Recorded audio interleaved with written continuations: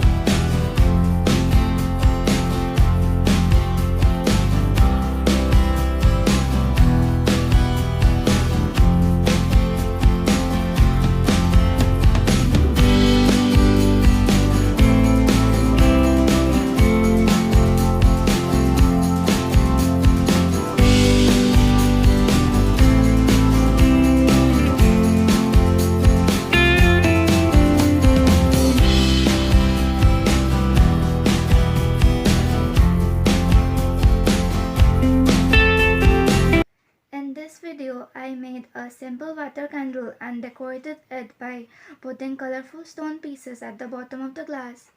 Using the same method shown in today's video, you all can make water candles at home and decorate them in your own unique way. Earlier, I had made a water candle which I decorated by placing a paper flower at the bottom. Similarly, you all can also use colored water and glitters as well to decorate your candles. Different types of glass bowls can also be used for making the candle. So I hope you all enjoyed the video. Please do like, share and subscribe to my channel. Also don't forget to hit the bell icon and select all notifications so that you can get the instant notification for any new videos in my channel. Bye for now and thanks for watching. See you all in my next video.